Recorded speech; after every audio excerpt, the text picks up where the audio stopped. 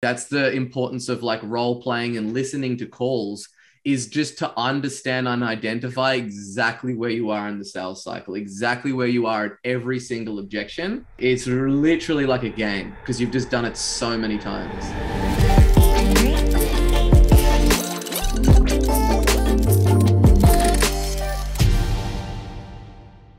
Brandon, it's Costin calling. How are you, mate? I'm doing well. How are you? That's good to hear. Yeah, good. Long time no speak. I thought I'd just give you a buzz post our initial discussion. How's your day been Only so been a far? week. That's a long time in this game. Cool. Yeah, I'm well. That's good to hear. Yeah, like I said, I thought I'd give you a buzz post our initial discussion. I did send you out some extra information since we last spoke. Did you get a chance to look through it? Yeah, I did have a quick look through. Awesome. What do you think? Look, to be honest with you, I really like what you guys are doing. I like the sound of everything that you put forth to me. I guess I got a little bit confused. I thought that it was like all in per month. I didn't think that that was the ad spend on top of that. So it is definitely like a lot more than what I was looking to spend, just to shoot you straight. That's okay, man. No problem at all. And like when you say a lot more than you want to spend, like tell me a little bit more about that. Is that in comparison to your targets? Like, is it still a lot of money if you're able to achieve those? No, it's not. If we can hit them, it won't be. But just like forking out, I think like the whole thing comes up to about. If I'm not mistaken. Correct. Yeah. So that's inclusive of the funnel, right, which belongs to the business and all your ongoing traffic expenses as well. But keep in mind, Brandon, like that's with a view to be able to achieve the target that you mentioned, right? Like if you get an extra listing per month, which is what you're after, right, and that generates you that extra 60 to $80,000 a month, right, clear on top of what you're already doing, then that seems like a worth a deal, right? Yeah. Cool. And so that's basically like where we're at with the whole thing at the moment, right? So like as you mentioned to me, like we don't have any alternatives right now. Like that word of mouth and referral, like that's dried up for you, right? Yep. So let's just park this aside. Like let's just say that we take this off the table, right? What other avenues are you going to use to be able to get those extra listings every month? We're looking at doing this like where we put an ad at the back of the receipts in our local supermarket around our area, like just in the listing area that we want to run ads in. And do you reckon that will get you that extra visibility that you need? I don't know. Without having run it, Yeah, look, and look, that might well work. It's definitely worth giving everything that you can a try, like while you're at it. But the reality is, man, like if you want to be able to get like an extra listing, so if you want to be able to get double the amount of business, right, and you've been in the game for 15 years, it's going to take more than that, right? And you told me that in the initial conversation, right? I think you know that. That's probably why we're on the phone right now. But that's really what it's going to be, what it's going to take for you to be able to take this thing to the next level, right? Because if you were to say to me, look, I just need an extra sale every 3 months or something along those lines, or every 6 months, it's a totally different story, right? Very small things can cause that, or very small changes. But in a case like this, where we really want to be able to double it and take it to the next level, it is going to require getting this message out to a lot of people in your local area who are already looking or interested.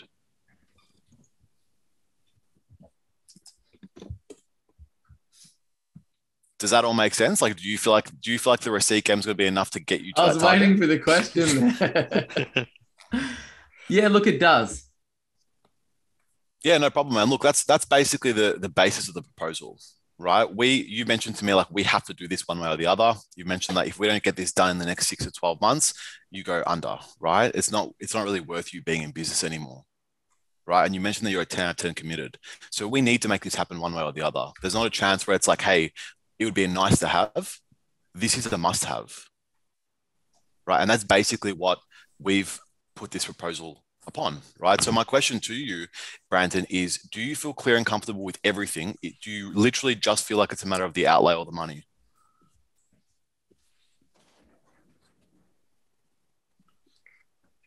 A little bit of both. Okay, cool. And so, well, let's leave the money aside from now. What's the other side? What else do you have concerns about? Yeah, that's where I feel like you should have gone straight up in the beginning, because don't forget that like you got him on the ropes, but you're trying to sell him right now rather Mhm. than have him sell himself.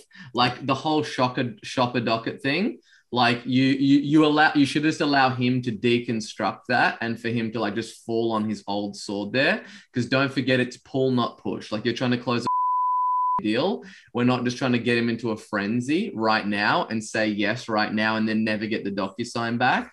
We want to eliminate strategic any and all options to make this look like the only viable solution and the best viable solution to solve the problems that he's got right now.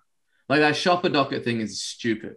I was just throwing out there as an absolutely stupid thing. It's ridiculous, right? So the way that it's ridiculous is you just get him to arrive at that. Come on, man. Like, do you really think that you're most itchy to buy the best prospects that you can get are out there looking at the back of shopper dockets and saving them on magnets on their fridge? Do you think that? Of course not. Of course, man. So come on. Like, how long have you been thinking about actually putting a digital strategy together? 3 years now. Right. And so, like, what do you think is going to change if you put this off for another 3 years? I don't know. I guess we might come out of COVID and word of mouth and referral might start flowing again, I guess. And do you feel confident in relying on that? Not to double. Right. So what we want to do is like keep on going down this route of asking him the questions. So where he realizes himself, and then you're just creating like that space in the call for them to almost close themselves, because we can get them to confirm and say yes on the call, which we do a lot of the times, but then those deals don't close. And it's because like we're afraid of taking the call to some place where we're not going to get the answer that we want. You have to remove that, completely detach yourself from that, and really just double down on the, like, what else are you going to do? What are your other concerns? Probably valid because like recently I've been able to like make it happen and get people to a yes on the call, but obviously I'm not doing it deep enough because they're not fully convinced and fully sold. They don't get the DocuSigns back on time or sometimes at all, but I can get them to say yes on the call. You know what I mean? So like that's... Of course, because you're a great salesperson, but don't just allow, like, you want to really button it down on that call, because it's not an impulse purchase, right? It's not, and especially on the agency side, it's even different mechanics to, you know, the QG environment, where if you get them to say yes on the phone and get their credit card, the deal is done. The agency thing, it's like a long dance and it's a much higher ticket that you're asking for. And then this to say that you close all those other options, and instead of saying shocker dockets, he's going to hit you with, look, you guys are all the way in Melbourne. So I have got in contact with a company here, an agency here in Ontario that my friend recommended. And I did speak to them last week and they're going to send me out a prop, but you know, they're coming in at like $1,800 a month. So it is a lot different. So how is it any different to what you guys do to what they're going to do? Yeah, absolutely, Brandon. So like that makes sense. You have to have a look at all your different options. With that said, like just be aware, like you will also find people who offer it to you for $500 a month, right? Like you can definitely find those options out there. The question is, what's going to give you the result that you need, right? You're 15 years deep now. You have been burnt before, right? And you said that you don't want to go down that path again. There's a difference. Like what's this competitor guaranteeing for you for that $1,500 a month? Oh yeah, there aren't any guarantees. Yeah, and that's what I mean. Like we're able to charge $300 a month if that's the case too, right? But what we're basically saying is like we're working across 400 plus different industries. One of our best industries across all of those is property, real estate, and related industries. You've seen the case studies, right? The video that I sent you, there must be 3 or 4 in that video alone. So we're hundreds deep in this space all around the world, right? The strategy that we prescribed you is the same one that we use ourselves and for our biggest clients that got you on this call. Right. So what I'm basically saying is that you're not exactly selling a can of Coke. You know what I mean? Neither are we. You're selling a house. It's a very considered purchase for people. So we need to be able to take them through that journey, right? Give them the information they need, and have that automated and qualify them. So by the time they even get on the phone to you each and every month, you know that these people meet your minimum requirement, right? You've already told me about all the can kickers and all the shit leads you've received in the past. This is a way to be able to circumvent that. Right. So that's really what we're offering. We offer guarantees in writing for this particular service. We offer an automated and qualified service to get these leads on the phone with you. And that's what you need in a space like this. You don't need any of those 300-500 options. Again, I would stop like talking so much and allow like it to be a conversation at this edge, right? Because like I'm going to say yes to you right now because you're hitting all the points right? You're doing the complete mini bomb, but you have to throw in that. Does that make sense? How does that sound? Like you have to get that temperature check when you're going in for that close. Right. So just don't focus on freaking unloading the whole cannon on me and saying like, hey, we've got this, so many agencies, we've got this, we've got that. And like assuming what the problem is without buttoning down it at each step of the way.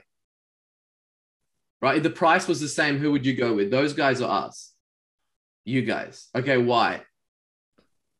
Oh man, I love the whole process in booking in. I read the book fully, completely agree with, King Kong's philosophy on everything. Okay, why else? Oh, like you guys are all the way in Australia and you got me to book a call in here in Canada. All right, awesome. Like, do you think that's going to be worth an extra $bucks a month? No or yes, and then dive into what that is. It's got to be like a dance. It can't just be like me delivering that without asking the questions. Because otherwise, I don't know how much of it is hitting, right? I don't know if he's really resonating with it or he's just sitting there and just taking it because I'm verbally abusing him with all of like the different selling points that we have as an agency. And then they feel like that they're being sold to and they're not buying. And people hate that. So you got to make that, it's got to be like a decision that they are coming to, not that you are selling them, right? It's a very strategic, there's a very strategic difference. So like, that's one of the things that like you've been getting quite a bunch of props out, right? Yeah. But it had like a few like 2 rough months in terms of getting a yes on the next step of those. Am I correct in saying that? Pretty much, yeah. Yeah. So it's just revisiting like this whole process, saying, hey, Blake, do you have 5 minutes? Let's do a role play. Brian, Dave, do you guys have it? And go through this whole process. Is this something that Blake does really well in these closes? Is he just starts asking them lots of questions? I think one of the other things too is you can kind of like build that like to like comparison. Like for this other like if this guy's a real estate agent, right? Who are already going to be hard to sell. So let me ask you this, man. Like if there was another agent that was willing to sell one of your client's house for $1,000, what would you say to them? Perfect. What kind of work do you think that agent is going to put in to sell a home where they're only going to make $1,000 in commission? There's no incentive for them to perform. And do you see like the pauses and the cadence? Right, how it's not like, it doesn't feel like call is being like, it doesn't feel like there's pressure building on the call. It's almost like he's slowing down to give that person time to process things. Then where would you go, Blake? Well, I mean, I would just kind of dive deeper into like, look, like, what do you feel like is the amount of level of work that they're going to put in to basically sell that home when they're charging $1,000 to do so? Man, you're in a competitive space. You're talking to me where your average home is 10 to 15 grand in commission. You're going up against some major agencies out there who are spending tens of thousands of dollars a month. So how in your right mind could you go out and compete with these guys where they're going to be running a campaign for you for $1,000, $1,500 a month? It's impossible. It's going into a gunfight with a knife. You'll lose every time. But if you realistically want to get an extra 2 to 3 deals, like you told me in our initial chat, this is what you need to spend. Does that make sense? And if that's not your goal, if you don't want to do a 2 to 3 extra deals a month and you want to get one maybe every month one every other 2 or 3 months, then maybe you should go down the route of spending $1,500 a month. But I can tell you that that's not going to help you achieve your goals. You've been thinking about this for 3 years. Imagine the amount of revenue that you just lost by not having a successful strategy implemented. Doesn't that bother you? Preach, brother, preach. So let's just take time out of the equation. You've been thinking about this for 3 years. This is what we need to do. in order to get you to generate an extra 250 grand a year. What do you think, man? Ready to rock and roll? That's lit. I'm ready to buy. But yeah, like that was really good. And like there was a lot that went on, not only with the strategic question answering, but just really removing the pressure from the call, his tonality changing, downward inflection.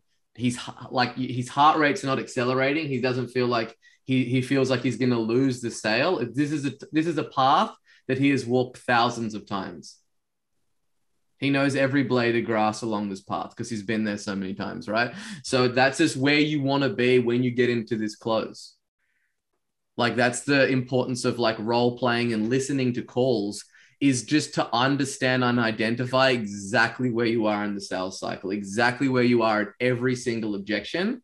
So it's just like, it's literally like a game because you've just done it so many times. You do not ever sell high ticket by pushing, ever. It's always done in exclusivity. It's always done with pulling. Is there time in the sales cycle where you do a little bit of the push? Yes. But even like in Blake's example right there, like he did lean into it a bit where he said like, hey, look, you've been thinking about this for 3 years.